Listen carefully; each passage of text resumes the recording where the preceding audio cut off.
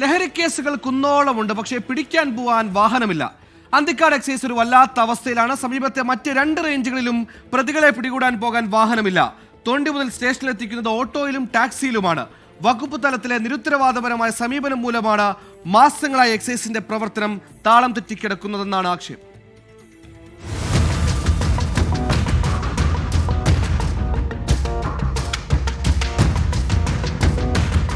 തൃശൂർ ജില്ലയുടെ വലിയൊരു അധികാരപരിധിയുള്ള അന്തിക്കാട്, ചേർപ്പ്, കോലഴി റേഞ്ചുകളിലെ എക്സൈസ് ഓഫീസുകളിൽ വാഹനമില്ലാതായിട്ട് 2 മാസത്തിലധികമായി.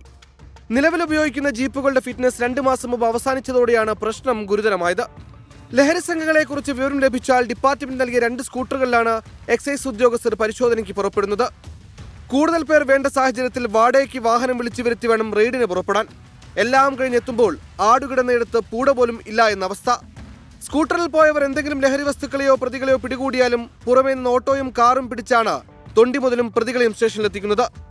വാഹന വാടക ഡിപ്പാർട്ട്മെന്റിൽ നിന്ന് കിട്ടുന്നതുവരെ ഉദ്യോഗസ്ഥർ സ്വന്തം കയ്യിൽ നിന്ന് വഹിക്കണം. ഉപയോഗശൂന്യമായ 3 വാഹനങ്ങളാണ് അന്തിക്കാട് എക്സൈസ് ഓഫീസ് പരിസരത്ത് തുരുമ്പെടുത്ത് കിടക്കുന്നത്. മാർച്ച് മാസത്തിൽ കോലഴിയിലും ചേർപ്പിലും പുതിയ വാഹനം എത്തുമെന്ന പ്രതീക്ഷയിലാണ് ഉദ്യോഗസ്ഥർ. പുതിയ വാഹനം ലഭിക്കുമ്പോൾ മറ്റ് എക്സൈസ് ഓഫീസുകളിൽ നിന്ന് ഒഴിവാക്കുന്ന വാഹനം അന്തിക്കാട്ടേക്ക് എത്തുമെന്നാണ് പറയുന്നത്.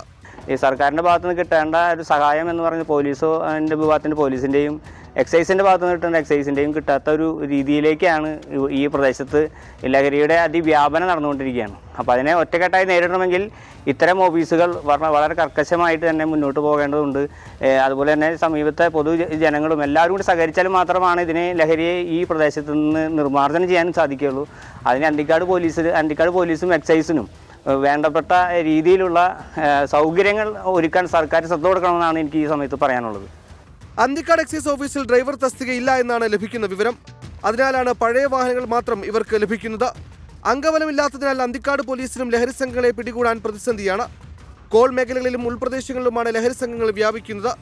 വിദ്യാർത്ഥികളടക്കമുള്ളവർ ഇവിടേക്കെത്തി സംഘം ചേർന്നാണ് ലഹരി ഉപയോഗിക്കുന്നതെന്നാണ് റിപ്പോർട്ടുകൾ. ചേരിതിരിഞ്ഞുള്ള ഗുണ്ടാക്രമണങ്ങളും കൊലപാതകങ്ങളും ലഹരിക്കടത്ത് കേസുകളും നിയന്ത്രണാതീതമാണെങ്കിലും വാഹനമില്ലാത്തതിനാൽ എക്സൈസിന്റെ പ്രതിരോധ പ്രവർത്തനങ്ങൾ നിലച്ചിരിക്കുകയാണ്.